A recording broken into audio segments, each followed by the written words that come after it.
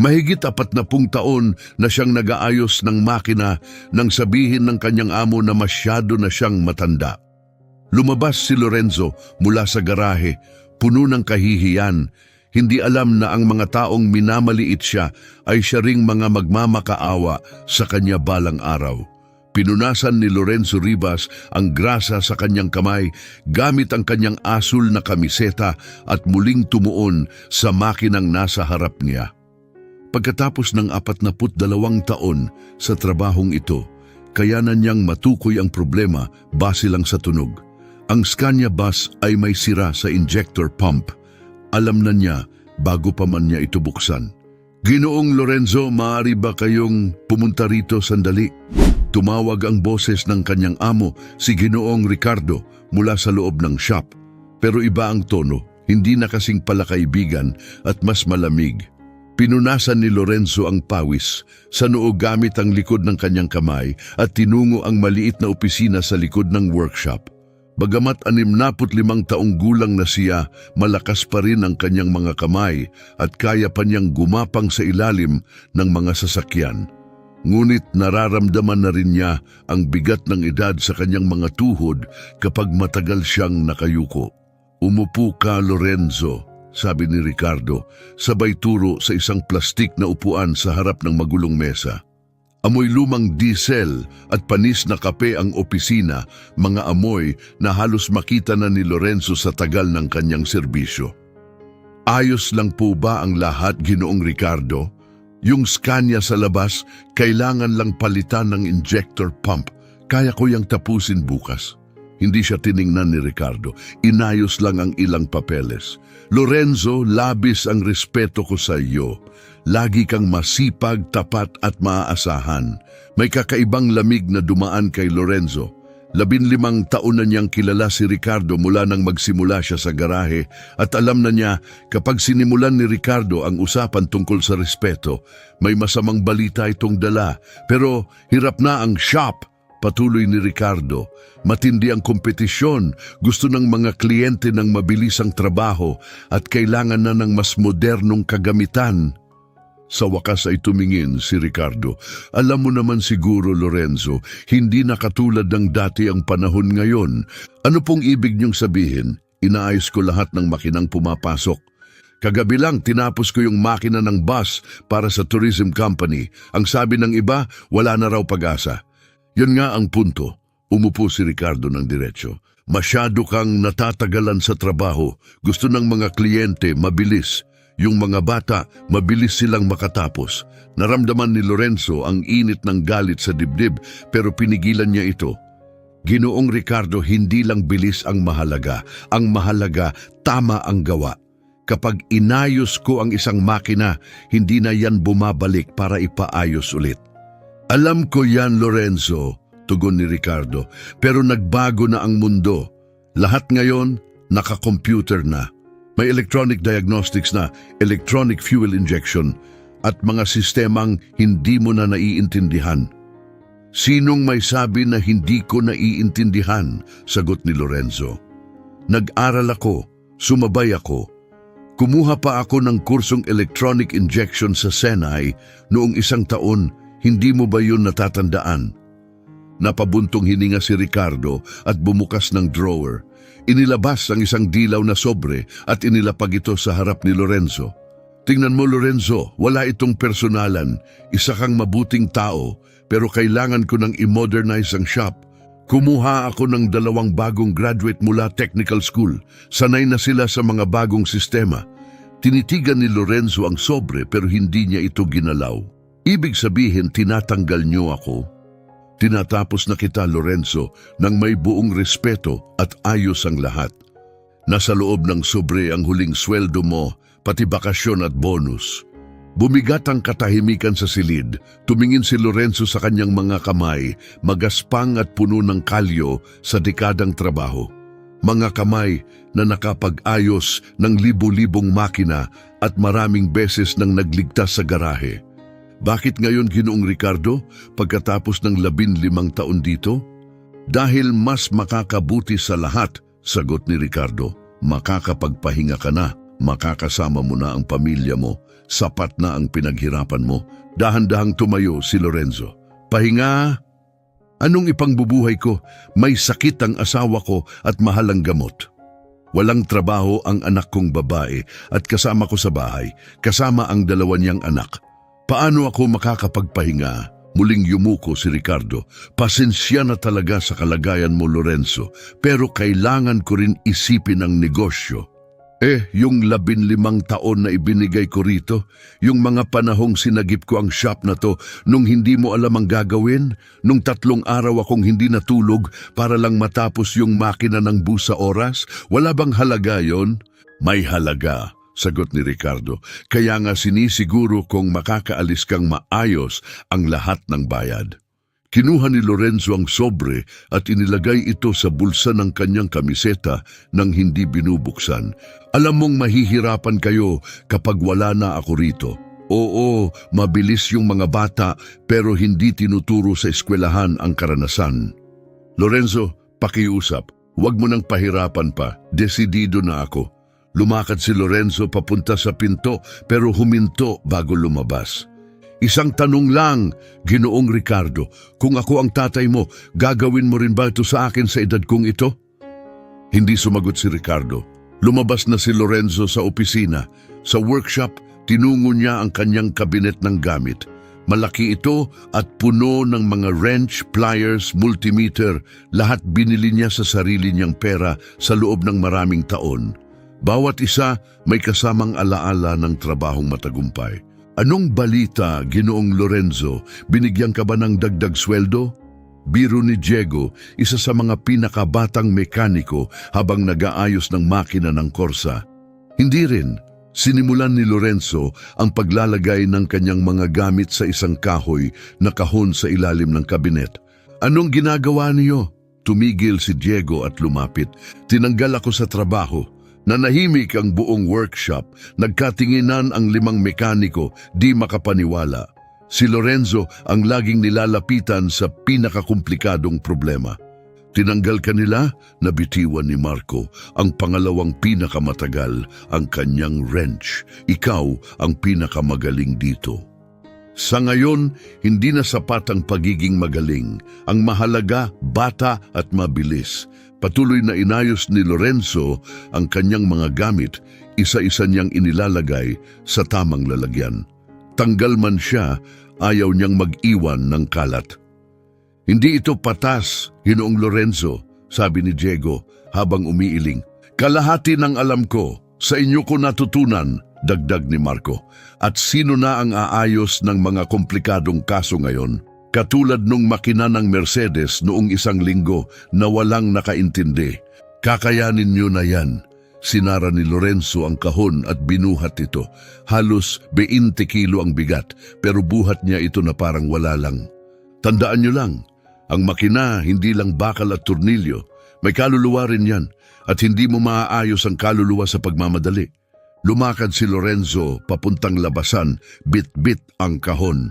Sa pinto, huminto siya at muling tumingin sa loob ng lugar kung saan siya nagtrabaho ng 15 taon. Ang mga workbench, ang mga tools, ang amoy ng langis at grasa, bahagi na ng kanyang buhay. Ginoong Lorenzo, sigaw ni Ricardo habang papalapit, nakalimutan mong isauli ang uniforme. Tiningnan ni Lorenzo ang asul na kamisetang suot niya, may burdang Autopesa Sentral sa dibdib. Ibawas niyo na lang sa sweldo ko. Sa palagay ko, pagkatapos ng 15 taon, karapat-dapat lang akong mag-uwi ng isang kamiseta. Lorenzo, huwag ka namang ganyan. Alam mong pinapahalagahan kita.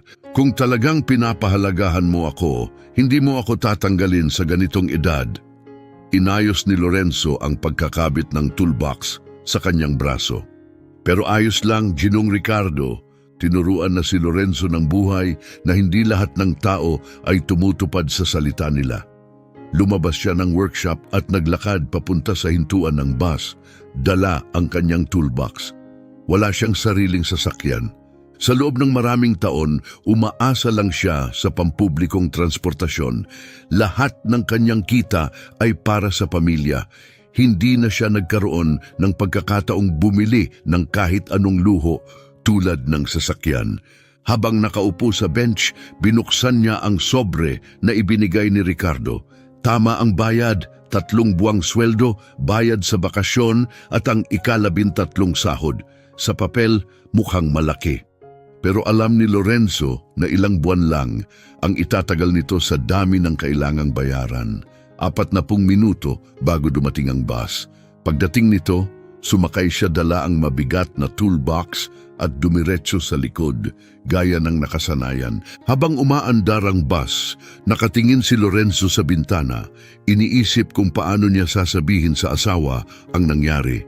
Si Elena ay may alta presyon at diabetes at halos 200 piso ang halaga ng gamot bawat buwan. Ang kanyang anak na si Claudia ay 8 buwang walang trabaho. Kasama niya ito sa bahay, pati na ang 2 apo, si Antonio, 7 taon, at si Isabela, 5 taon. Si Lorenzo lang ang pangunahing sumusuporta sa kanila. Nakatira sila sa isang simpleng komunidad sa gilid ng lungsod. 2 maliit na bahay sa isang lote, isa sa harap, isa sa likod, na pinaghihiwalay ng maliit na bakuran. Nasa unahan sina Lorenzo at Elena, sa likuran naman si Claudia at ang mga bata. "Ang aga mo yata, Lorenzo," ani Elena mula sa kusina habang papasok siya, dala ang kahon. "Nandito na ako," sagot niya, inilapag ang kahon at naupo sa mesa. Pagkatapos ng 40 taong pagsasama, kabisado na ni Elena ang kanyang mga kilos. "Anong nangyari?" Huminga ng malalim si Lorenzo. Ayaw niyang mag-alala si Elena pero hindi rin siya makapagsinungaling. "Tinanggal ako sa trabaho." Tumigil si Elena sa paghalo ng niluluto at humarap sa kanya. "Anong ibig mong sabihin tinanggal ka?" Sabi ni Ricardo, kailangan daw niyang i-modernize ang shop. Magha-hire siya ng mas batang mekaniko. Pagkatapos ng 15 taon doon, 15 taon ulit niya. Umupo si Elena sa tabi niya. "Ngayon, anong gagawin natin? Maghahanap ako ng ibang trabaho. Malakas pa naman ako." "Lorenzo, 65 ka na. Sino ang kukuha ng mekanikong ganitong edad?" Hindi siya sumagot. Alam niyang tama si Elena. Mahirap na talagang makahanap ng trabaho kapag lagpas na sa 70. Lalo na sa larangang mabilis ang galawan at puro kabataan ang hinahanap. "Makakahanap ako ng paraan, Elena. Palagi ko namang nagagawa." Dumating si Claudia sa kusina. "Papa, bakit ang aga mo? At bakit dala mo ang mga gamit mo?" Ipinaliwanag ni Lorenzo ang lahat. Tahimik lang si Claudia habang nakikinig. Unti-unting lumitaw ang pag-aalala sa kanyang mukha. "Papa, diskriminasyon sa edad yan. Pwede mo silang idemanda." "Anong ipangdedemanda ko? At kahit gawin ko yon, aabuti ng taon bago maayos. Kailangan natin ng pera ngayon." Paano na tayo? 8 buwan akong naghahanap ng trabaho pero wala pa rin. Katatapos lang ng benepisyo ko noong 1 buwan. Tiningnan ni Lorenzo ang anak at asawa niya. 2 babaeng umaasa sa kanya. Sa labas, naglalaro ang 2 apo na walang kamalay-malay sa problema ng matatanda. "Bukas, lalabas ulit ako para maghanap ng trabaho. Pupuntahan ko ang lahat ng shop sa buong lungsod kung kailangan." "Papa, alam mong hindi yan magiging madali." "Alam ko pero hindi ako pwedeng sumuko." Gabing yon, halos hindi nakatulog si Lorenzo. Nakahiga lang siya, nakatitig sa kisame at nagkwenta sa isip. Ilang buwan lang tatagal ang separation pay kung pambayad sa pangunahing gastusin. Pagkatapos niyon, bumangon siya bago mag-umaga at pumunta sa kusina para uminom ng tubig. Sa bintana, natanaw niya ang maliit na impromptong workshop sa bakuran kung saan niya iniimbak ang ilang tools at kung saan siya gumagawa ng maliliit na trabaho tuwing weekend para sa mga kapitbahay. Hindi siya naniningil ng malaki, higit pa ito sa pagtulong kaysa sa kita. Baka ito na ang tamang panahon para magtrabaho para sa sarili. Pero saan siya kukuha ng customers? Paano siya makikipagsabayan sa mga kilalang talyer? At kung may magkamali sa ayos niya, paano niya aayusin? Bumalik siya sa kama pero hindi pa rin nakatulog. Sa unang pagkakataon sa maraming taon, talagang naramdaman niyang matanda na siya. Parang wala nang saysay ang 40 taong karanasan sa modernong mundo. Kinabukasan, nagsuot siya ng pinakamaganda niyang damit at naghanap ng trabaho. 12 talyer ang pinuntahan niya sa buong lungsod. Pare-pareho ang sagot, "Wala pa kaming hiring ngayon. Kukunin namin ang number mo kung sakaling may bakante. Maganda ang experience mo, pero ang hinahanap namin ay mas bata." Sa huling talyer na pinuntahan niya, hindi na ito nagpaligoy-ligoy. "Ginong Lorenzo, magiging tapat ako. Mahirap kumuha ng matandang mekaniko. Mas kumpiyansa ang mga customer kapag nakikitang mga bata ang nagtatrabaho." Umuwi si Lorenzo ng hapon, pagod at mabigat ang loob. Nang tanungin siya ni Elena kung kumusta, umiling lang siya. "Susubukan ko ulit bukas," sabi niya, pero sa loob-loob niya, nagsisimula na siyang magduda kung may saysay pa ito. Baka tama si Ricardo. Baka nga masyado na siyang matanda para sa mundong ito. Ang hindi alam ni Lorenzo ay malapit na siyang bigyan ng pagkakataon ng buhay. Isang pagkakataong magpapatunay na mas mahalaga pa rin ang karanasan at kaalaman kaysa kabataan at bilis. Minsan, kailangang masira ang isang bagay bago mapansin ng mundo ang tunay na halaga ng mga taong matagal na nitong binabaliwala. 2 linggo na ang lumipas mula nang mawalan siya ng trabaho, pero araw-araw pa rin siyang lumalabas para maghanap. Tuwing umaga, isinusuot niya ang parehong lumang polo at slacks, sumasakay sa bus at pumupunta sa bawat talyer, car dealership at gasolinahan na mahahanap niya. Pareho pa rin ang sagot, "Isusulat namin ang number mo o kaya wala pa kaming bakante ngayon." Noong Miyerkules, habang nakapila sa bangko para mag-withdraw ng bahagi ng kanyang separation pay, may narinig siyang usapan na lalo pang nagpabigat sa kanyang pakiramdam. Lalo pang humihirap ang pagre-retiro, sabi ng isang lalaki. "Yung bayaw ko, 68 na, nawala ng trabaho, pero ni ayuda, hindi makuha dahil sa edad niya." Sumikip ang dibdib ni Lorenzo. May ilan pa siyang buwang natitirang unemployment insurance, pero pagkatapos nun, ilang taon pa bago siya pwedeng magretiro, at kahit magretiro man, kulang pa rin ang pensyon. Nag-withdraw lang siya ng sapat para sa buwang iyon, gamot ni Elena, pagkain ng mga bata at pambayad ng kuryente at tubig. Pero mabilis maubos ang pera, mas mabilis kaysa sa inaasahan. Pag-uwi niya, nadatnan niya si Claudia sa kusina, tumutulong kay Elena magluto. Tumigil sila sa usapan pagpasok niya. "Kumusta ngayon, pa?" tanong ni Claudia. Pilit na masigla ang tono. "Gaya ng dati," sagot ni Lorenzo sabay upo sa silya. 5 lugar ang pinuntahan ko, lahat pareho ang sagot. Inilapag ni Elena ang plato sa harap niya, pero wala siyang ganang kumain. Unti-unting sinisira ng pag-aalala ang kanyang tulog at gana. "Huwag kang susuko, Lorenzo," mahinang sabi ni Elena. "May darating din na pagkakataon." 2 linggo na akong naghahanap, Elena. Kahapon, pumunta ako sa gasolinahan. Sabi ng manager, masyado na raw akong matanda para kahit mag-ayos lang ng gulong. "Wala silang respeto," bulong ni Claudia. "Mas magaling ka pa sa lahat ng batang yan ng pinagsama-sama." Pero ang karanasan, anak, hindi yan nakakapagbayad ng kuryente. Dumating sina Antonio at Isabela sa kusina mula sa eskwela. Punit ang bag ni Giovanni at butas na ang sapatos ni Isabela. Lolo, tingnan mo ang iginuhit ko sa school." Masayang sigaw ni Isabela, sabay abot ng makulay na papel. Pinilit ngumiti ni Lorenzo at tinanggap ang drawing mula sa maliliit na kamay ng apo. "Ang ganda, ha? Ano yan? Pamilya natin. Ikaw yan na nag-aayos ng kotse. Si Lola na nagluluto. At si Mami." Napuno ng luha ang mga mata ni Lorenzo. Sa drawing, nakahiga siya sa ilalim ng sasakyan, may hawak na tools at nakangiti. Sa paningin ng kanyang apo, siya pa rin ang lolo na kayang ayusin ang kahit ano. "Napakaganda, anak. Itatago ko yan habang buhay." Pagkatapos, tumakbo ng mga bata papunta sa bakuran para maglaro. Tinawag ni Lorenzo si Claudia. Anak, kailangan kitang makausap ng seryoso. Sige po pa, ano yon? Hindi tatagal ang separation pay. Baka 3 buwan lang kung magtitipid tayo. Yumuko si Claudia. Pa, sinubukan ko na ang lahat. Kahit panglinis papasukin ko na, pero wala pa rin akong makita. Alam ko, anak, hindi mo kasalanan na pabuntong hininga si Lorenzo. Baka kailangan mo nang humanap ng mas maliit na bahay. Malaki ang gastos dito. Huwag niyo pong sabihin yan pa, maghahanap pa tayo ng paraan. Paano, Claudia?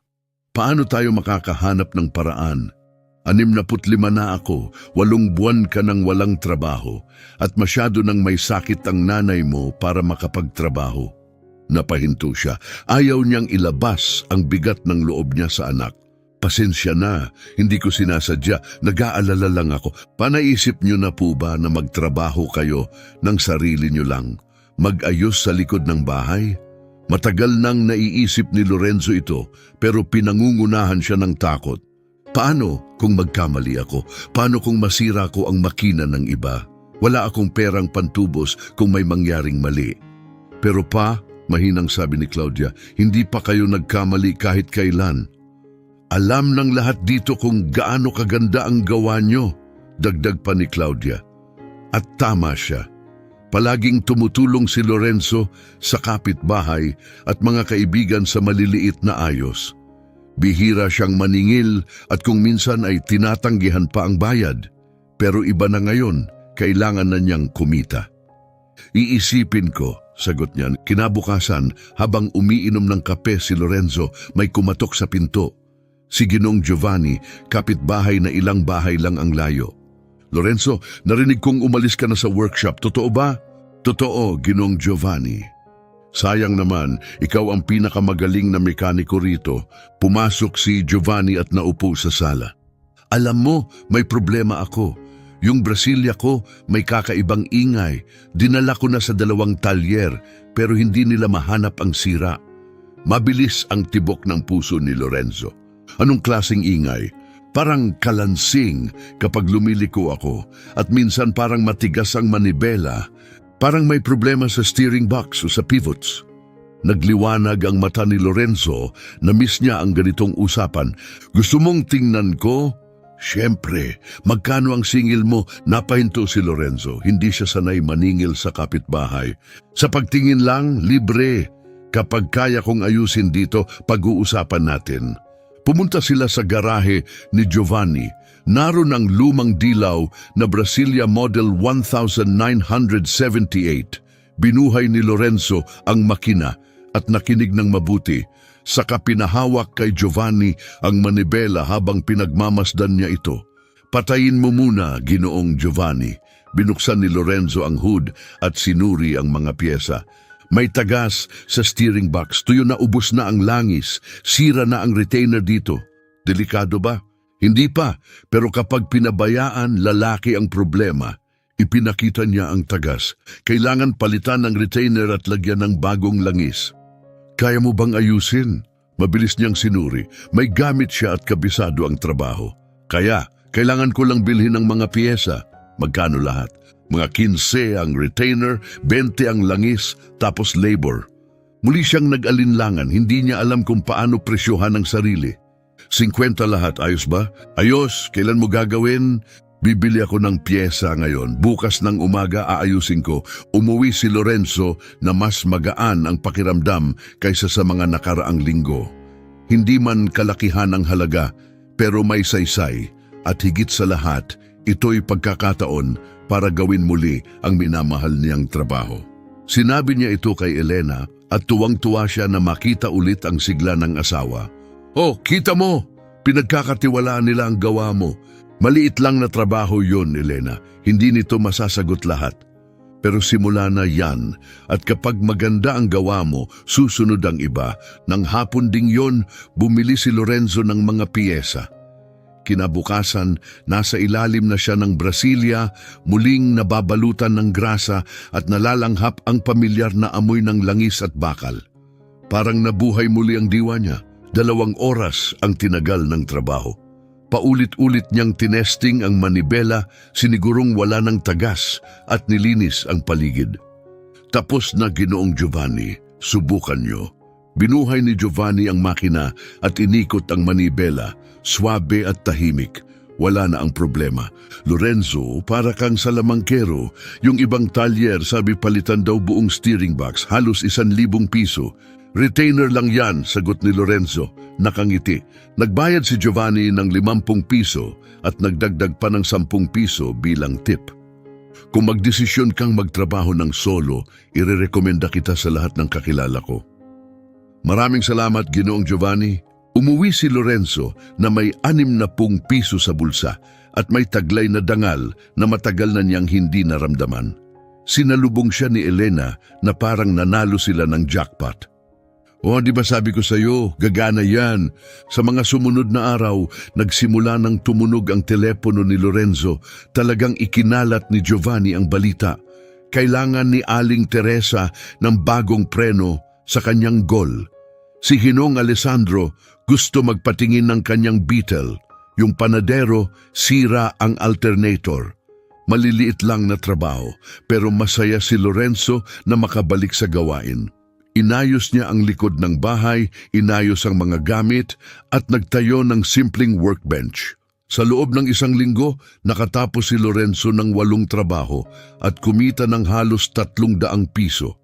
Hindi ito kalakihan, pero sapat para mabili ang gamot ni Elena at ang ilang kailangan ng mga bata. "O, kita nyo pa, dapat noon nyo pa yan ginawa," sabi ni Claudia habang pinapanood ang pagbabalik ng sigla ng ama. "Hindi pa ito malaki, anak, pero ang mahalaga, nakakapagtrabaho na ulit ako." Ang hindi alam ni Lorenzo ay kumakalat na sa buong lungsod ang balita tungkol sa husay niya at malapit na siyang bigyan ng pagkakataong patunayan ang halaga niya sa paraang hindi inaasahan ni Numan. Noong Biyernes, habang inaayos niya ang mga gamit, tumanggap siya ng tawag mula sa hindi kilalang numero. "Hello, si Mekanikong Lorenzo po ba ito?" "Ako po." "Ito po ang South Star Aviation. Narinig namin ng tungkol sa inyo mula kay Ginoong Giovanni. Nagtatrabaho po ba kayo sa mga bus?" Mabilis ang tibok ng puso ni Lorenzo. "Opo, nagtatrabaho po ako. Ano pong problema?" "May bus po kaming may sira sa makina. Dinala na namin sa 3 magkakaibang talyer pero wala ni isa ang nakapag-ayos. Pwede po ba niyong tingnan?" "Siyempre. Nasaan po ito?" "Nasa highway station po. Mercedes-Benz siya, rear engine. 2 araw na itong nakaparada dito." Isinulat ni Lorenzo ang address at nangakong pupunta kinabukasan. Pagkababa ng telepono, nanahimik siya sandali. Malaking trabaho ito. Mas komplikado kaysa sa mga nagawa niya mula nang matanggal siya. Pero kung maayos niya ito, baka ito na ang maging simula ng bagong yugto. Ang hindi pa niya alam, ito lang ang umpisa at malapit nang subukin ang kanyang karanasan sa paraang hindi niya inaasahan. Kinabukasan, dumating si Lorenzo sa highway station, dala ang kanyang toolbox. Nakaparada sa maintenance area ang Mercedes-Benz bus ng South Star Aviation, bukas ang likurang bahagi ng makina. Nakatayo roon ang 2 batang mekaniko, halatang frustrated. "Kayo po ba ang taga-kumpanya?" tanong ni Lorenzo habang papalapit. "Opo, kayo po ba?" si Lorenzo, sagot ng isa, payat at nakasombrero. "Ako si Mateo, mekaniko ng kumpanya. Ito si Stefano." Binigyan sila ni Lorenzo ng magalang na pagbati at lumapit sa makina. OM 366 ang modelo. Kilalang-kilala niya ito mula sa mga taon ng karanasan sa workshop. "Ano pong problema?" tanong niya. "Umi-start naman ang makina," paliwanag ni Mateo, "pero parang walang lakas, lalo na kapag paakyat, at may itim na usok kahit wala namang dahilan." Sandaling pinagmasdan ni Lorenzo ang makina. "Nasuri niyo na ba ang injector pump?" "Oo, dinala na namin sa espesyalista." "Okay daw, pati turbo." "Tiningnan na rin namin, mukhang maayos naman." Pinatakbo ni Lorenzo ang makina at nakinig ng mabuti. Pinapindot niya ang accelerator kay Stefano habang pinagmamasdan ang kilos ng makina. "Patayin niyo muna," sabi niya makalipas ang ilang sandali. Kumuha siya ng wrench at sinimulang luwagan ang ilang bahagi. "Nasubukan niyo na ba ang oil pressure?" Oo, normal naman. Nagpatuloy si Lorenzo sa pagsisiyasat, hinipo ang mga hose, sinuri ang mga fitting, pinakiramdaman ang linya. Makalipas ang 20 minuto, may napansin siya. Tingnan niyo ito, sabay turo. May maliit na hose papunta sa turbo na tuyo at may bitak. Pumapasok ang maling hangin dito. Lumapit si Mateo. Pero maliit lang yan. Totoo bang makakaapekto yan ng ganyan? Oo. Kapag may tagas ng hangin pagkatapos ng flow sensor, mali ang pagtatantya ng makina sa fuel-air mix. Kaya may usok at humihina ang performance. Ipinakita niya ang bitak, halos hindi makita pero sapat para guluhin ang sistema. Papalitan ko ang hose at i-fine-tune ko ang injection. May spare ba kayo?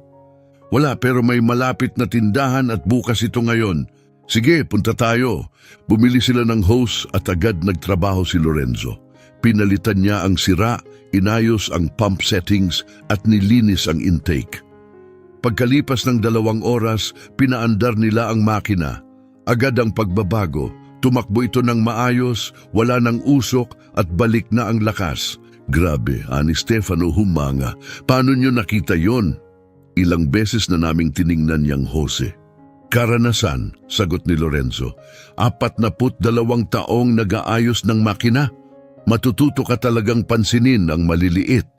Napailing si Mateo, bilib na bilib. 3 talyer na ang tumingin dito pero wala ni isa ang nakakita. Nakakabilib. Minsan kasi, naghahanap tayo ng komplikado, nakakalimutang suriin ang simple, sabi ni Lorenzo habang pinupunas ang mga gamit. Parang tao rin ang makina. Kapag may problema, suriin muna kung sipon lang bago isipin na pulmonya na agad. Binayaran siya ng kumpanya ng 200 piso para sa trabaho. Umuwi si Lorenzo na may taglay na dangal.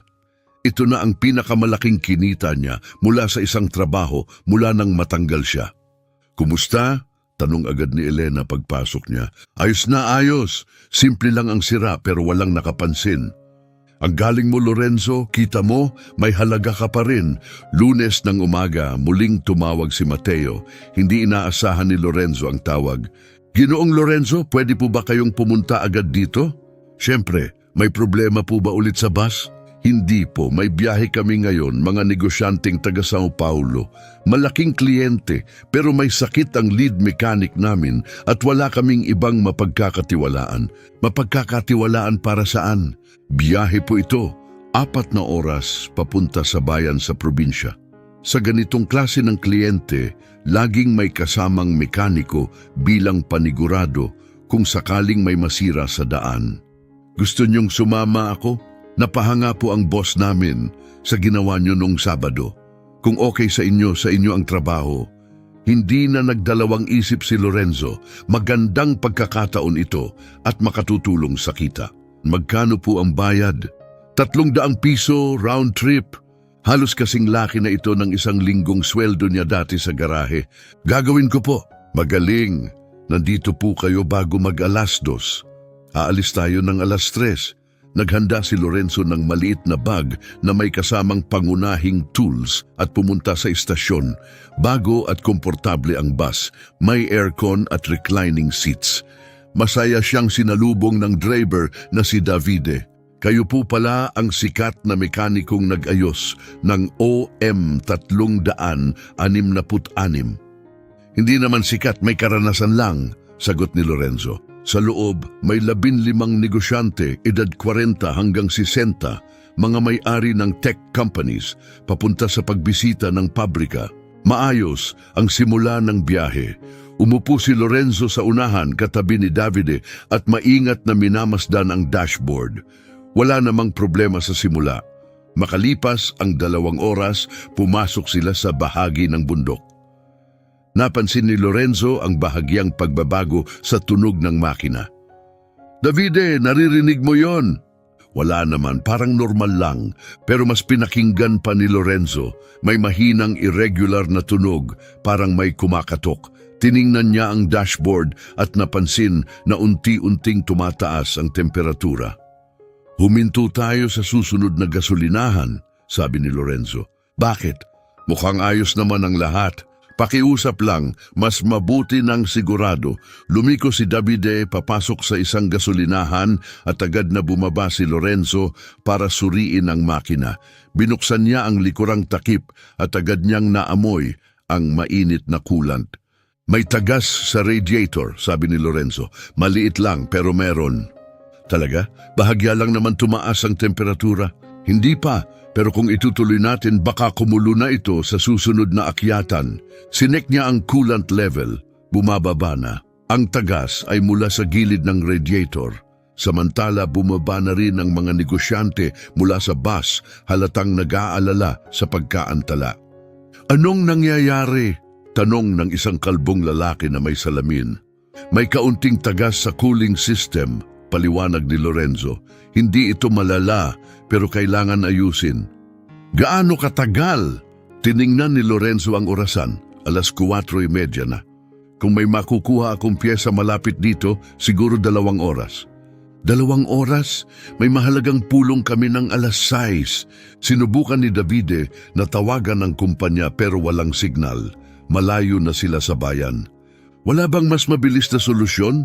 Tanong ng isa pang lalaking halatang inis na. Nag-isip si Lorenzo, maaari kong subukang ayusin pansamantala pero hindi ko masisiguro kung tatagal. Gawin mo, hindi kami pwedeng mahuli. Gumawa si Lorenzo ng pansamantalang ayos gamit ang plastic sealant at mga clamp mula sa kanyang toolbox. Pinunuan niya ulit ng coolant at pinaandar ang makina. Tapos na, sabi niya, pero kailangang bantayan natin mabuti ang temperatura habang bumibiyahe. Nagpatuloy sila sa paglalakbay pero nanatiling alerto si Lorenzo. Alam niyang hindi permanente ang ayos at kapag pumalya ito sa paakyat, maaaring masira ng tuluyan ang makina. Makalipas ang kalahating oras, narating nila ang mahabang paakyat na kalsada. Nakatutok si Lorenzo sa temperatura gauge. Umakyat ang temperatura, Lorenzo. Babala ni Davide. Nakikita ko, kailangan nating huminto. Wala tayong mapaghihintuan dito. Mountain road to. Sumilip si Lorenzo sa bintana. Nasa makitid silang kalsada sa bundok. Bangin sa isang gilid at bangin sa kabila. Walang ligtas na lugar para tumigil. Samantala, patuloy sa pagtaas ang temperatura ng makina. Nasa pula na ang karayom. Kapag hindi sila huminto agad, maaaring tuluyang masira ang makina. Doon niya nakita ang isang maliit na emergency stop para sa mga bus. Diyan, huminto tayo riyan, sigaw ni Lorenzo. Naipasok ni Davide ang bus sa maliit na espasyo. Puting usok na ang lumalabas mula sa makina. Mabilis na bumaba si Lorenzo at binuksan ang likurang bahagi. Lalong lumala ang tagas, kumukulong kulant na ang tumutulo sa lupa. Anong gagawin natin? Tanong ni Davide halatang kinakabahan.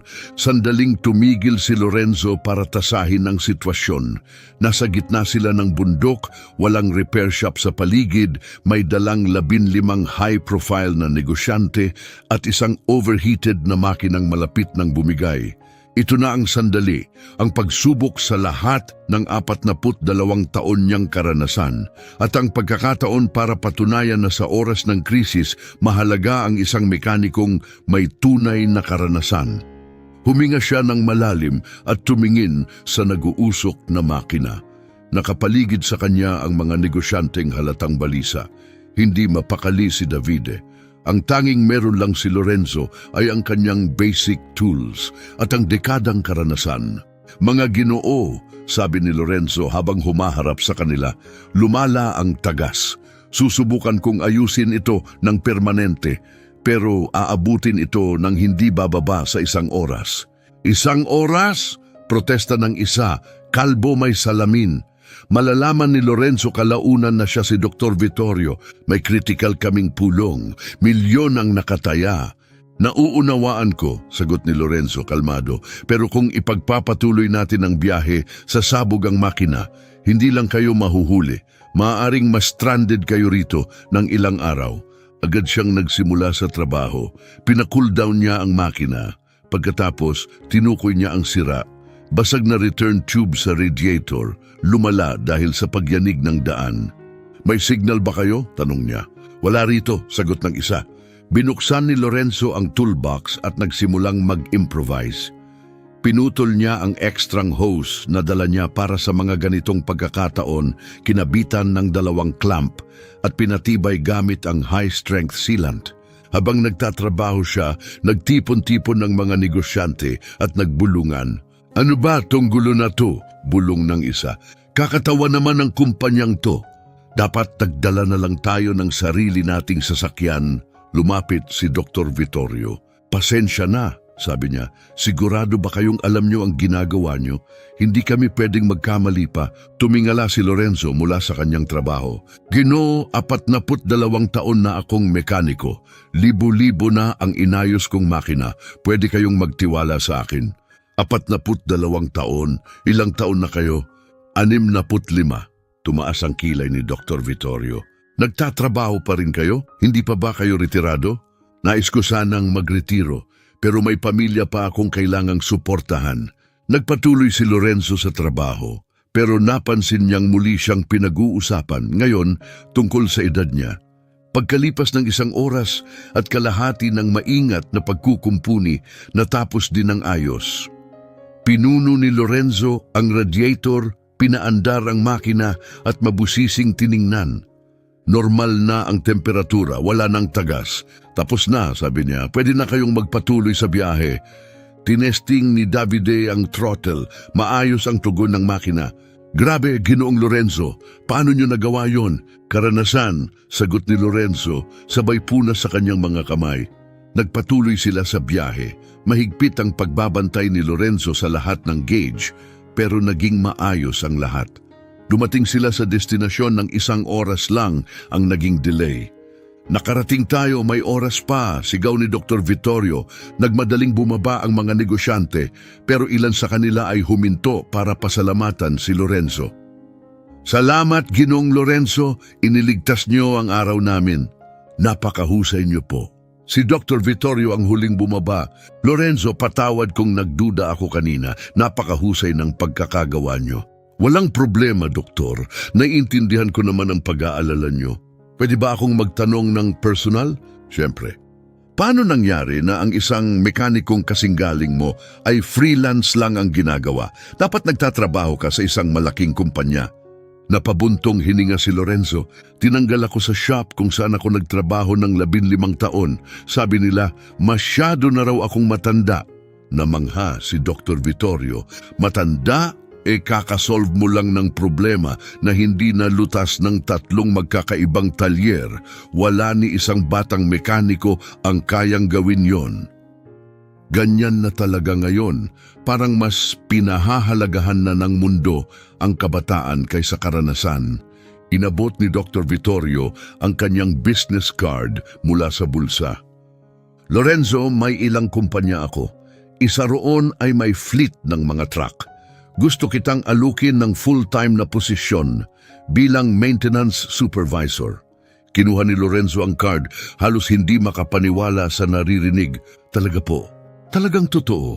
Ang ipinakita mo ngayon ay patunay na mas mahalaga pa minsan ang karanasan kaysa sa diploma. Tawagan mo ako sa Lunes." Habang pauwi, hindi maitago ni Davide ang paghanga. "Ginoong Lorenzo, ngayon lang ako nakakita ng ganyan. Nailigtas mo ang buong biyahe, tapos inalok ka pa ng trabaho." "Hindi ko pa alam kung totoo talaga yon, Davide," sagot ni Lorenzo. "Pero may kakaiba sa araw na yon. Dumating sila sa terminal bandang 11:00 ng gabi. Inabot kay Lorenzo ang napagkasunduang 300 Brazilian real. Dagdag pa ang sorpresa, 200 Brazilian real mula kay Dr. Vittorio bilang bonus. 500 piso sa isang araw, higit pa sa karaniwang kinikita niya sa isang linggo dati. Umuwi siyang pagod pero kontento. Gising pa si Elena, sabik na naghihintay. "Kumusta ang biyahe, Lorenzo?"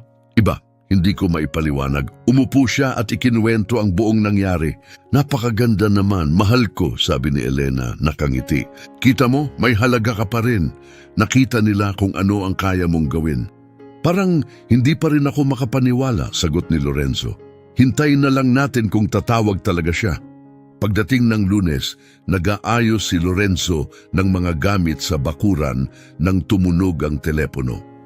Lorenzo, si Dr. Vittorio ito. Pwede ka bang pumunta ngayon para makausap ko?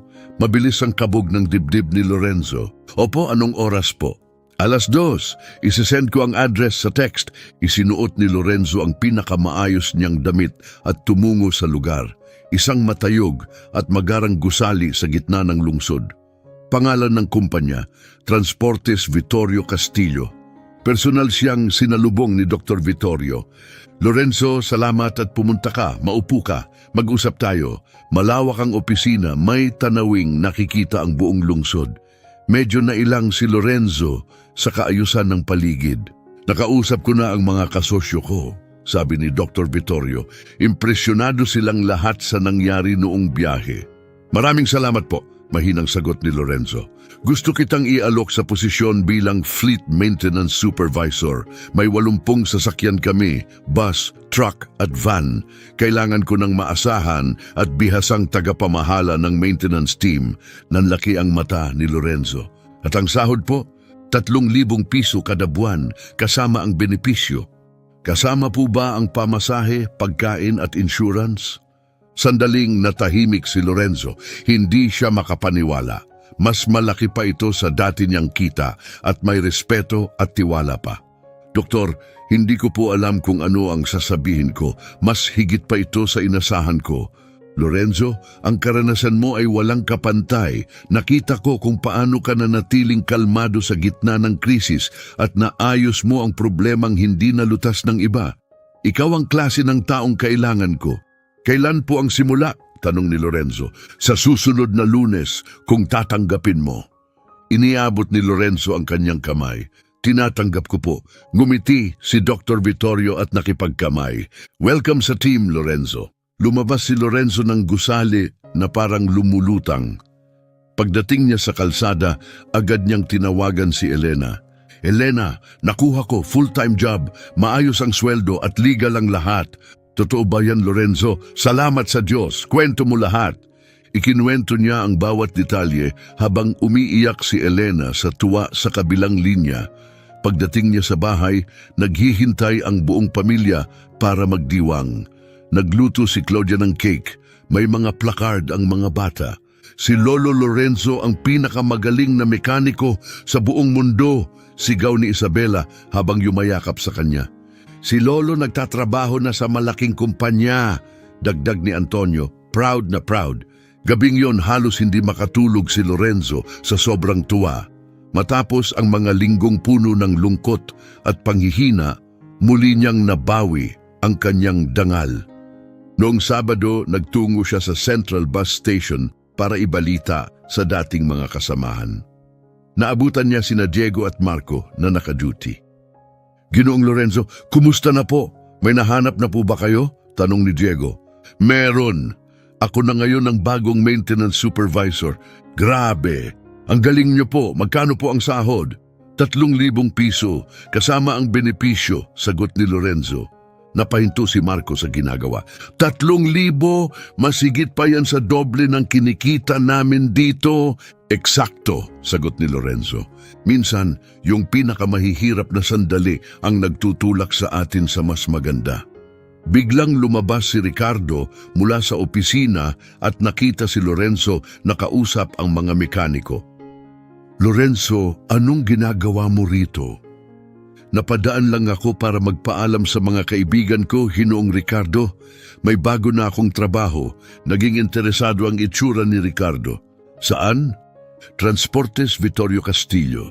Ako na ang magpapalakad ng kanilang maintenance department. Nagbago ang mukha ni Ricardo. Kilala niya ang kumpanyang iyon, isa sa pinakamalaki sa lungsod.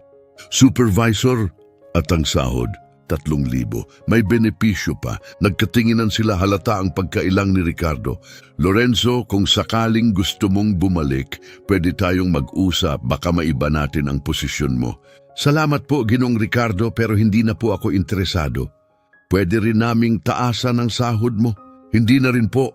Sa wakas, nasa tamang lugar na ako. Nagpaalam si Lorenzo sa mga dating kasamahan at lumakad palayo na taas noo. Tahimik lang na nakatayo si Ricardo sa pintuan, pinapanood ang pinakamahusay na mekanikong kailan may nagtrabaho sa kanya. habang ito'y tuluyang lumalakad palayo. Diego, tawag ni Ricardo, yung bus na may problema sa makina, kaya mo ba itong ayusin? Hindi ko sigurado, boss. Si Ginoong Lorenzo lagi ang umaasikaso sa mga mahihirap na kaso. Paano ka naman, Marco? Sa totoo lang, wala pa akong gaanong karanasan sa mga mabibigat na makina. Doon na pagtanto ni Ricardo ang laki ng pagkakamali niya. Sa loob lang ng 2 linggo nawala si Lorenzo, 3 kliyente na ang nawala dahil sa mahinang serbisyo. Mabilis nga ang mga batang mekaniko, pero kulang sila sa praktikal na kaalaman para sa masalimuot na pag-aayos. Samantala, nagsisimula na si Lorenzo sa bagong yugto ng kanyang buhay sa Transportes Vittorio Castillo. Sa kanyang unang araw, inilibot siya sa main office ng kumpanya. Makabago ito, kumpleto ang kagamitan at may 8 mekanikong kasama sa team. Mga Ginoo, ito si Lorenzo, ang bago nating supervisor, sabi ni Dr. Vittorio. May higit 40 taong karanasan siya, mapalad tayo't makakakuha tayo ng kaalaman mula sa kanya. Sa unang pagkakataon sa matagal na panahon, muling naramdaman ni Lorenzo ang tunay na respeto. Kahit mas bata ang mga mekaniko, tiningnan siya ng may paghanga at bukas sa kanyang mga itinuturo. Sa loob pa lang ng unang linggo, napatunayan na ni Lorenzo ang kanyang halaga. Naayos niya ang mga problemang mekanikal na matagal nang nagpapahinto sa ilang sasakyan. Inayos niya ang buong layout ng workshop para mas maging episyente. At sinimulan na rin niyang sanayin ang buong team sa mga teknik na hindi pa nila natutunan noon. Noong Biyernes, tinawag siya ni Dr. Vittorio para kumustahin. Kumusta ang pag-a-adjust mo, Lorenzo? Mabuti po, Doktor. Masarap sa pakiramdam na nasa lugar kung saan pinahahalagahan ang karanasan. Kahanga-hanga ka. Sa loob lang ng 1 linggo, tumaas ng 30% ang kabuang efficiency natin. Ngumiti si Lorenzo sa wakas, nakukuha na niya ang pagkilalang matagal nang ipinagkait sa kanya. Sa 2 linggo, dumating ang isang malaking pagsubok, isa na magpapatibay sa kanyang halaga sa kumpanya. Isa sa pinakabagong bus sa fleet ang nagkaproblema sa elektronikong sistema nito. Walang mekanikong makahanap ng sira. Lorenzo, pwede mo ba itong tingnan? Tanong ni Dr. Vittorio. Dinala na namin sa 2 espesyalistang talyer pero walang makahanap ng sira. Maingat na sinuri ni Lorenzo ang electronic system. Bagamat makabago ito, pamilyar pa rin sa kanya ang mga batayang prinsipyo. Pagkalipas ng 2 oras, natukoy niya ang problema. Isang sirang sensor na nagpapadala ng maling signal sa engine control unit. Ito na yon, kailangan lang palitan ang sensor na ito. Gulat si Dr. Vittorio. Parehong talyer nagsabing kailangang palitan ang buong electronic system, abot ng 15,000 reais. Hindi kailangan. Sensor lang ito, mga 200 reais lang ang halaga. Kalmadong sagot ni Lorenzo. Doon lubos na naunawaan ni Dr. Vittorio kung anong kayamanan si Lorenzo. Hindi lang siya mekaniko, isa siyang asset, isang biyaya sa kumpanya. At kaya matapos ang lahat ng kahihiyan at pangungutya, natagpuan ni Lorenzo ang lugar kung saan siya tunay na kabilang. Isang lugar kung saan ang kanyang edad ay hindi sagabal, kundi isang yaman. Ang kanyang karanasan ay hindi luma kundi karunungan. Binaligtad ng buhay ang kwento. Ang dating inakala niyang pinakamalaking kabiguan ang siyang naging daan sa kanyang pinakadakilang tagumpay. Sa edad na 65, natuklasan ni Lorenzo Rivas na ang kanyang halaga ay hindi kumupas sa paglipas ng panahon. Naging mas bihira lang ito at dahil doon mas mahalaga. Lumipas ang 6 na buwan mula nang nagsimula siya sa Transportes Vittorio Castillo. Ganap nang nagbago ang buhay ng kanyang pamilya. May health insurance na si Elena at kaya nang bilhin ang gamot na kailangan niya. Nabigyan ng trabaho si Claudia sa parehong kumpanya sa admin department. May maayos ng gamit pang eskwela at bagong damit ang mga bata. Ginawa si Lorenzo bilang huwaran sa kumpanya, maayos na ang daloy ng trabaho sa workshop. Bihira na ang sira sa sasakyan at kapag meron man, mabilis na natutugunan. Madalas sabihin ni Dr. Vittorio na ang pagkuha kay Lorenzo ang isa sa pinakamagandang desisyon na nagawa niya. Isang Martes ng umaga, nakatanggap ng tawag si Lorenzo. Isang tawag na muling magbabago ng daloy ng kanyang buhay. Lorenzo, si Davide ito, driver ng South Star Aviation. Naalala mo pa ako? Siyempre Davide, kumusta ka na? May mahirap kaming sitwasyon ngayon. Pwede mo ba kaming tulungan? Nako, anong klaseng sitwasyon? Mahabang paliwanag to sa telepono. Pwede ka bang dumaan sa bus station? Urgente ito. Humingi ng permiso si Lorenzo kay Dr. Vittorio at tumuloy sa istasyon. Naabutan niya ron si Davide, si Mateo at ilang empleyado ng South Star Aviation. Lahat halatang balisa. Salamat at nakarating ka, Lorenzo, sabi ni Davide. May seryoso kaming problema na walang makasolve. Anong problema? Tanong ni Lorenzo. Itinuro ni Mateo ang bago at makinang na bus na nasa loob ng garahe. Bago naming bili ito, Mercedes-Benz, top of the line, pinakabagong modelo. Simula kahapon, may kakaibang sira ito na hindi nila maipaliwanag. Nilapitan ni Lorenzo ang bus. Bago pa talaga ito. Amoy, bagong labas pa mula sa pabrika, malinis ang lahat. Ano mismong problema? Tanong niya. Maayos siyang nag-i-start, paliwanag ni Mateo. Walang issue kapag sa loob ng syudad. Pero kapag umakyat na kami sa kalsada, lalo na kung paakyat, bigla na lang siyang namamatay. Tapos, kapag pinatigil ng ilang minuto, umaandar ulit. Napakunot ang noo ni Lorenzo. Dinala niyo na ba sa dealership? Yun nga ang una naming ginawa, sagot ni Mateo. 2 araw nilang kinutkot ang makina, tapos sabi, wala raw problema. At ibang mekaniko, 3 talyer na ang pinuntahan namin. Wala ring nakita. Halatang frustrado si Mateo. Pinakamasama pa, may biyahe kami ngayon. May mga Japanese executives na bibisita sa lokal na pabrika. Malaking dagok to sa reputasyon ng kumpanya. Naiintindihan ni Lorenzo ang bigat ng sitwasyon. Internasyonal na kliyente, mahalagang biyahe at buong imahe ng kumpanya ang nakasalalay. Pwede ko bang tingnan?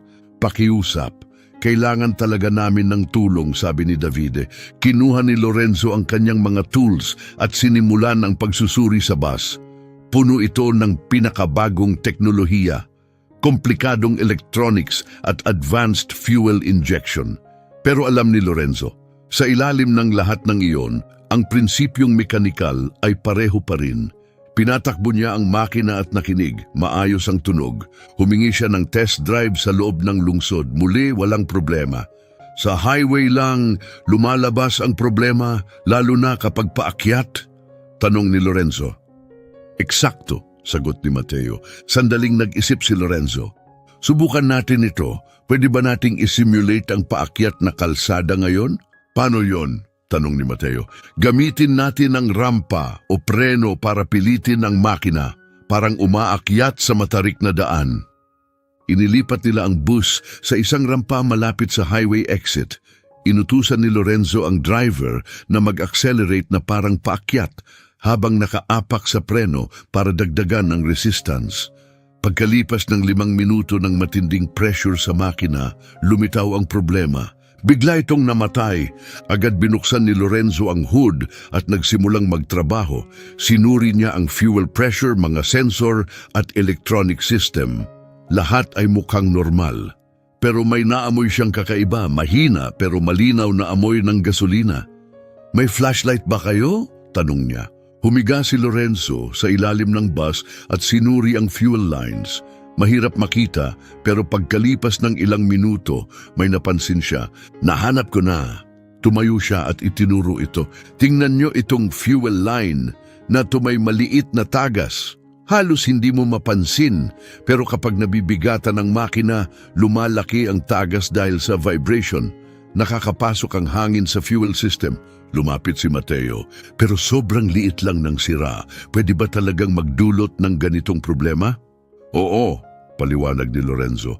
Napakaselan ng modernong fuel injection systems. Kapag nakapasok ang hangin sa linya, automatikong pinapatay ng makina ang sarili para sa kaligtasan. Dagdag pa ni Lorenzo, malamang na ito'y factory defect, maling pagkakabit mula sa pabrika. Simple ang ayos pero mahirap tukuyin. Gaano katagal bago maayos? 2 oras lang, palitan lang natin itong connector na pabuntong hininga si Davide sa ginhawa. Lorenzo, muli mo kaming nailigtas.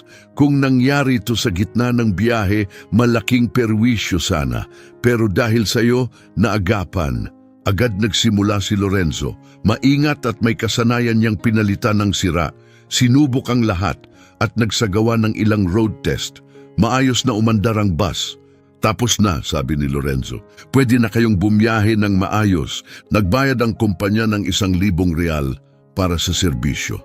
Pero ibinalik ni Lorenzo ang buong halaga kay Dr. Vittorio dahil ginawa niya ito sa oras ng kumpanya. Lorenzo, iyo na iyan, sabi ni Dr. Vittorio nang marinig ang nangyari. Ginamit mo ang talento at oras mo para solusyonan ang seryosong problema. Doktor, nagtatrabaho ako sa inyo, sagot ni Lorenzo. Hindi ko kayang tanggapin ang bayad para sa trabahong ginawa sa oras ng kumpanya. Ngumiti si Dr. Vittorio. Lorenzo, ang katapatan mo ay kasing impressive ng iyong galing. Tanggapin mo yan. Pero sa susunod, sabihan mo muna ako para ma-authorize natin ng formal ang mga ganitong trabaho. Kinabukasan, nakatanggap si Lorenzo ng hindi inaasahang tawag. Hello, Ginoong Lorenzo. Tumatawag po kami mula sa regional TV station. Naguluhan si Lorenzo. TV station? Para saan po? Gusto po naming gumawa ng kwento tungkol sa inyo. Kwento? Tungkol sa akin? Bakit naman? Narinig po namin kayo mula sa mga Japanese executives na bumisita dito sa lungsod. Lubhang humanga ang mga Hapon sa trabaho ni Lorenzo at ibinahagi nila ang kwento ng mekanikong tumulong sa kanila. Hindi alam ni Lorenzo na alam na ng mga ito ang lahat. Mula sa kanyang pagkatanggal sa trabaho hanggang sa kanyang freelance work at sa kung paano niya nalutas ang problemang walang ibang nakakaya. Ipinaliwanag ng TV station na sa Japan, mataas ang respeto sa karanasan at karunungan. At sa tingin nila, dapat malaman ng iba ang kwento ni Lorenzo. Ipinalabas sa telebisyon ang segment sa susunod na linggo. Ikinuwento ni Lorenzo ang buong karanasan mula sa sakit ng pagkawala ng trabaho hanggang sa pagkamit ng pagkilala. Itinampok ng programa ang kahalagahan ng paggalang sa mga manggagawang may edad at karanasan. Napakalaki ng naging epekto. Daan-daang tawag ang natanggap ni Lorenzo mula sa mga taong nakaugnay sa kanyang kwento. Mga manggagawa na pinagsawalang bahala rin, mga may-ari ng negosyo na muling nakita ang halaga ng karanasan at maging mga kabataang gustong matuto mula sa kanya. Pero ang pinaka-di inaasahang tawag ay dumating isang Huwebes. Lorenzo, si Ricardo ito mula sa Autopesa Central. Nagulat si Lorenzo. Ilang buwan na rin ang lumipas mula nang huli silang mag-usap. Hello, Ricardo. Kumusta ka? Lorenzo, napanood ko ang panayam mo sa TV. Nakakaantig. Deserve mo talaga ang pagkilalang yon. Isa kang tunay na profesional. Tahimik lang si Lorenzo. Ramdam niyang may kasunod pa ang sasabihin. Aaminin ko, hindi naging maayos ang shop mula nang umalis ka. Nawalan kami ng mga kliyente. Hindi kayanin ng mga bata ang mga komplikadong trabaho. Kaya gusto sana kitang alukin. Tumigil sandali si Ricardo bago nagpatuloy. Bumalik ka, pero ngayon hindi bilang empleyado, bilang kasosyo. 50-50 tayo. Dadalhin mo ang galing at kliyente mo, ako naman ang magbibigay ng pasilidad. Halos natawa si Lorenzo sa irony. Ilang buwan lang ang nakalipas, tinanggal siya dahil matanda na raw. Ngayon, niyayaya siyang bumalik bilang kapareha. Salamat sa alok, Ricardo, pero masaya na ako sa kinaroroonan ko. Pag-isipan mo, Lorenzo, iba ang pagiging partner. May hawak ka ng sarili mong kinabukasan. Hawak ko na ang kinabukasan ko, Ricardo, at nagtatrabaho ako sa kumpanyang may respeto sa akin. Pwede pa nating dagdagan ang alok. Hindi na kailangan, mariing sagot ni Lorenzo. Hindi ako interesado. Tinapos niya ang tawag na may malalim na kasiyahan. Ang parehong taong minsang nagpalaya sa kanya, ngayon ay nakikiusap para siya'y bumalik. Nang malaman ito ni Dr. Vittorio, inaya niya si Lorenzo para mag-usap. Lorenzo, narinig kong inaalok ka raw ng partnership sa ibang shop. Oo, Doc, pero hindi ako interesado. Pwede ko bang malaman kung bakit? Magandang oportunidad din yon. Ngumiti si Lorenzo. Natutunan ko po na hindi lahat pera ang sukatan. Ang meron ako dito, respeto, pagkilala, magandang kapaligiran, hindi matutumbasan ng kahit anong halaga. Pero kahit ganun, ayokong pigilan ka kung may mas magandang oportunidad na dumating, sabi ni Dr. Vittorio. Dito ko gustong manatili hanggat tatanggapin niyo ako, taos-pusong sagot ni Lorenzo. Kinamayan siya ni Dr. Vittorio. Lorenzo, maaasahan mong palagi kang may pwesto dito kung kailan mo man gustuhin. Nang sumunod na weekend, nagpa-barbecue si Lorenzo sa kanilang bahay bilang pagdiriwang sa lahat ng nangyari nitong mga nakaraang buwan. Buong pamilya niya ay nagtipon. Si Elena, masigla at puno ng galak. Si Claudia, na ngayon ay may trabaho, ay puno ng kumpiyansa. Masaya namang naglalaro ang mga bata sa bakuran. Maging si Giovanni, ang mabait na kapitbahay na unang nagbigay kay Lorenzo ng trabaho matapos siyang matanggal, dumalo rin kasama ang kanyang asawa. Lorenzo, sikat ka na ngayon, biro ni Giovanni. Nasa TV ka pa. Naku, Ginong Giovanni, natawang sagot ni Lorenzo. Panandalian lang yon. Ang mahalaga, maayos na ang lahat. Karapat dapat ka sa lahat ng ito, kaibigan. Alam kong espesyal ka talaga. Lumingalinga si Lorenzo. Tawanan, kwentuhan at halakhakan ang paligid. Si Elena abala sa kusina. Si Claudia tumutulong sa paghahanda. Ang mga bata masiglang nagtatakbuhan sa damuhan. Tunay itong larawan ng payak ngunit tunay na kaligayahan.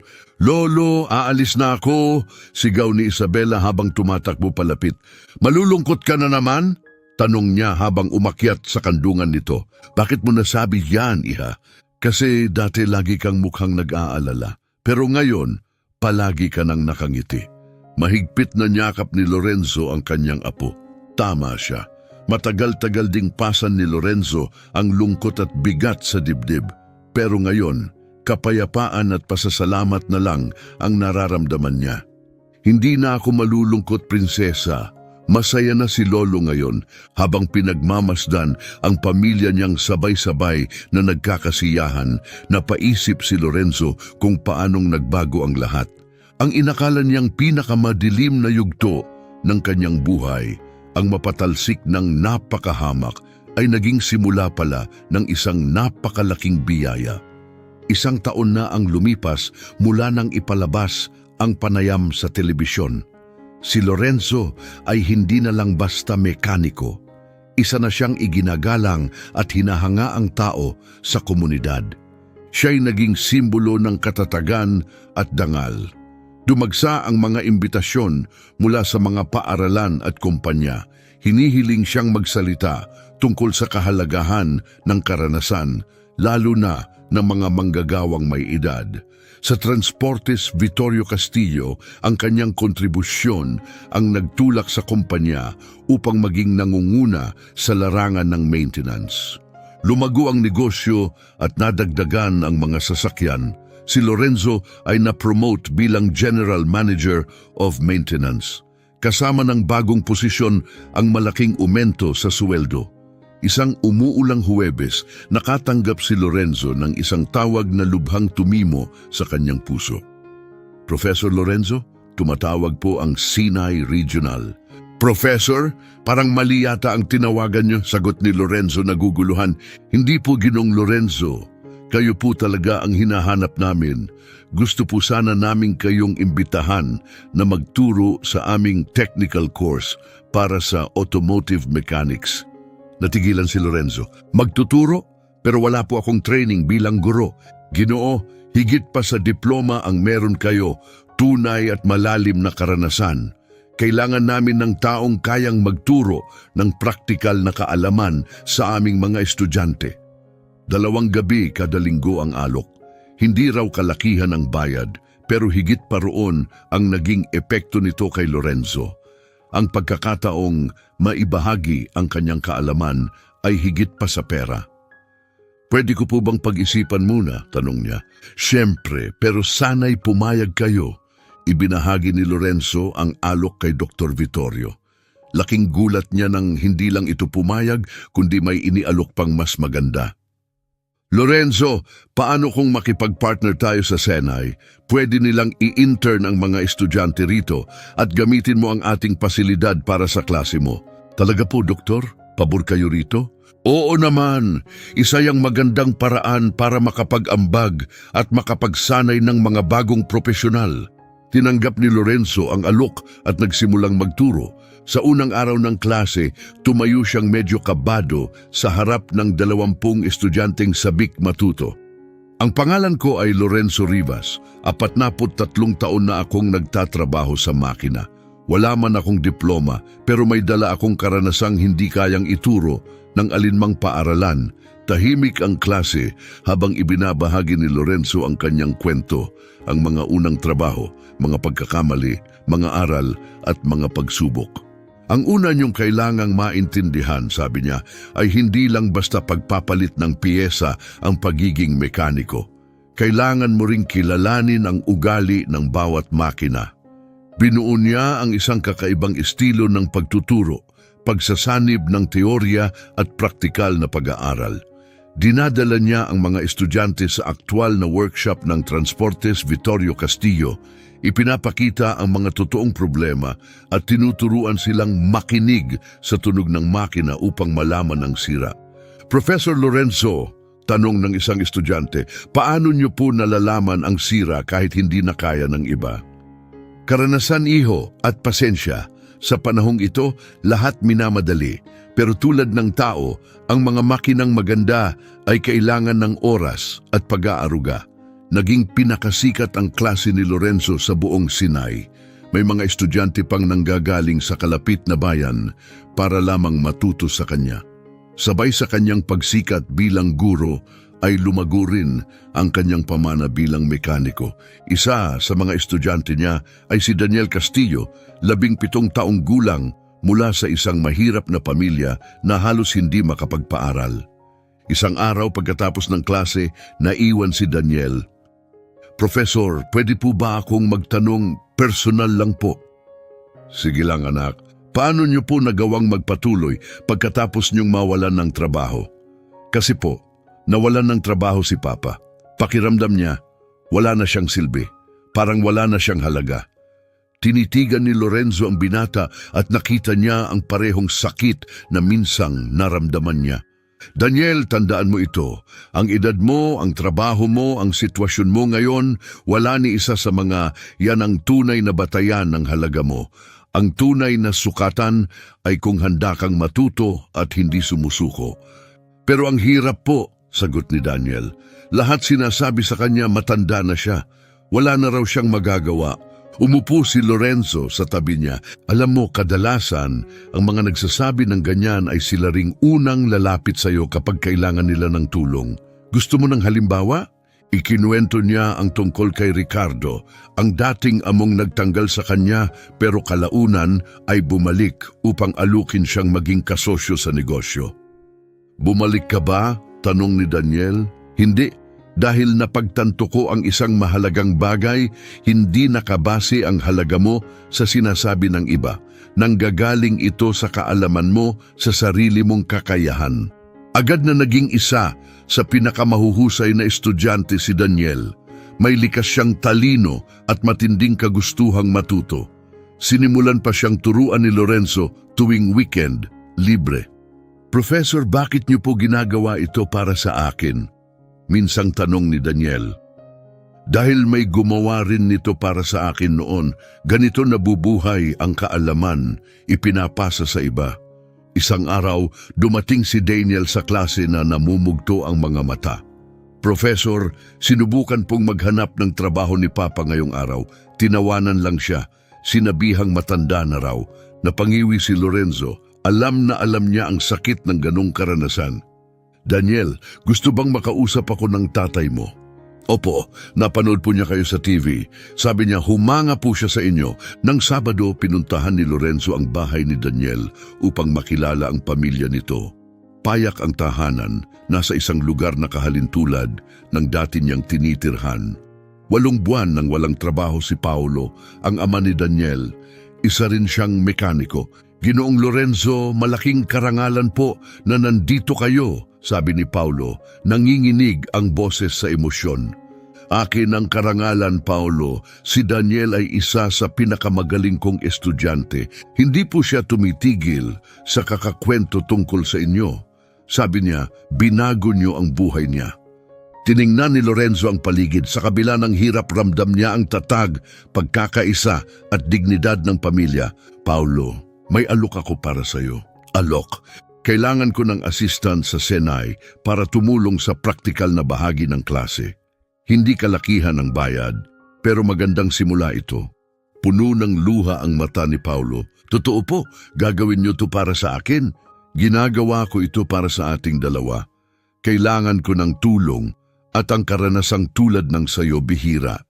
Ipinakilala ni Lorenzo si Paulo kay Dr. Vittorio na agad namang pumayag. Simula noon, magkasamang nagtrabaho ang mag-ama, si Daniel bilang intern sa kumpanya at si Paulo bilang assistant ni Lorenzo sa Senay. Isang araw, sinabi ni Daniel, Professor Lorenzo, iniligtas niyo po ang pamilya ko. Hindi ako ang nagligtas, anak. Binuksan ko lang ang pinto. Ikaw ang naglakas loob na pumasok. Habang lumilipas ang panahon, narating ni Lorenzo ang mga lugar na hindi niya akalaing mararating. Hindi na lang siya basta bihasang mekaniko, isa na siyang mentor, huwaran, at patunay na kailanman ay hindi huli para magsimulang muli. Isang hapon, lumapit sa kanya si Dr. Vittorio, dala ang isang hindi inaasahang alok. Lorenzo, may nais akong ipanukala sa iyo. Anong klasing panukala po, Doktor? Isang partnership sa kumpanya. Mananatili kang head of maintenance pero magiging kasosyo ka na rin, napasinghap si Lorenzo. Bakit niyo po ito ginagawa? Dahil malaki ang pinagbago ng kumpanyang ito dahil sa iyo. Ang pag-unlad, ang reputasyon, lahat yan ay bunga ng trabaho mo. Karapat dapat ka rito. Doktor, malaking karangalan po ito, pero hindi ko po kayang bumili ng bahagi. Hindi mo kailangang bumili, partnership ito dahil sa merito mo. 5% ng kumpanya ay magiging sayo, nalula si Lorenzo. Sa edad na 66, matapos ang habang buhay ng pagtatrabaho para sa iba, inaalok na siyang maging may-ari. Tinatanggap ko po, Doktor, pero may isa po akong kondisyon. Ano yon? Gusto kong bigyan ng scholarship si Daniel para makapag-aral ng mechanical engineering at gusto ko ring ma-regular si Paulo sa kumpanya. Ngumiti si Dr. Vittorio. Hindi mo talaga iniisip ang sarili mo lang, ano? Natutunan ko po, wala ring saysay ang tagumpay kung mag-isa mo lang itong mararating. Nang araw na nilagdaan ni Lorenzo ang kontrata ng partnership, naroon ang buong pamilya niya. Umiiyak sa tuwa si Elena habang pinapanood ang asawa niyang pumirma. Si Claudia ay abot langit ang ngiti. Maging ang mga bata na mas malalaki na ngayon ay naiintindihan kung gaano kahalaga ang sandaling iyon. Lolo Lorenzo, tanong ni Isabela, na 7 taong gulang na, ikaw na po ba ang boss ngayon? Kasosyo na si Lolo Prinsesa, hindi eksaktong boss. Mas maganda po ba yon? Mas maganda kasi ngayon mas marami na akong natutulungan tulad ni Ginoong Paulo at Daniel. Kinagabihan, magkatabi sina Lorenzo at Elena sa balkonahe, nakatingala sa mga bituin. Lorenzo, mahina niyang sabi, naalala mo pa ba kung gaano ka nalito noon nang mawalan ka ng trabaho? Aba, oo. Akala ko tapos na ang lahat. Tignan mo ang sarili mo ngayon. Isa kang guro, kasosyo at inspirasyon para sa napakarami. Hinawakan ni Lorenzo ang kamay niya. Alam mo, Elena, Minsan, kailangan muna nating mawalan ng lahat para matuklasan natin ang tunay nating halaga. At ano ang natuklasan mo? Na ang karanasan hindi naluluma, ang kaalaman hindi nauubos, at ang dignidad walang edad.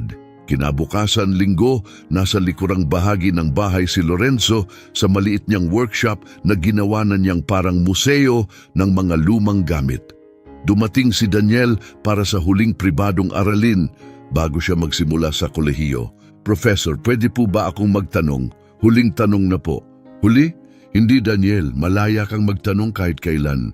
Kung mababalikan mo ang nakaraan at may mababago ka, gagawin mo ba? Tiningnan ni Lorenzo si Daniel, ang batang halos itinuring na rin niyang apo.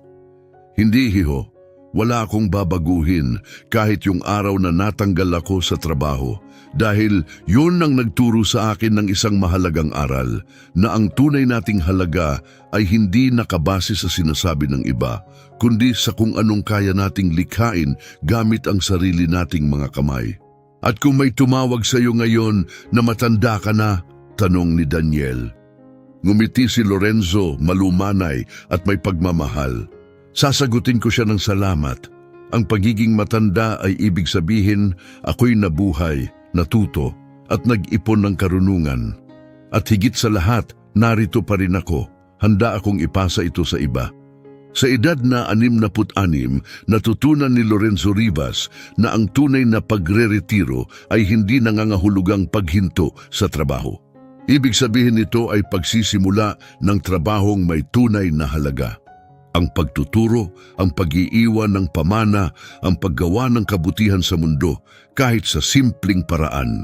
At sa bawat pagkakataong nakikita niyang may isang batang mekaniko na nakalulutas ng masalimuot na problema gamit ang kaalamang tinuro niya, damang-dama ni Lorenzo sa puso niya, natutupad na ang misyon niya. Hindi na lamang siya basta mekaniko, isa na siyang ganap na maestro. At ang tunay na maestro, hindi kailanman tuluyang nagre-retiro. Buhay sila sa bawat aral na kanilang naipapasa, sa kanilang mga estudyante, mga alagad, at sa lahat ng mapalad na natuto mula sa kanila. Kumalat sa buong lungsod ang kwento ni Lorenzo, isang lalaking minsang tinawanan at tinanggihan dahil matanda na, ay bumalik, hindi lang bilang mekaniko, kundi bilang katuwang sa negosyo, guro at tagapagturo ng dangal. Naging buhay na patunay siya na ang karanasan ay isa sa pinakadakilang kayamanang maaaring taglayin ng isang tao. At higit sa lahat na hinding-hindi pa huli ang lahat para magsimulang muli. Kung may dala kang karunungan sa isipan, lakas ng loob sa puso at kababaang loob para patuloy na matuto, anuman ang edad mo. Mahigit 40 taon na siyang nag-aayos ng makina ng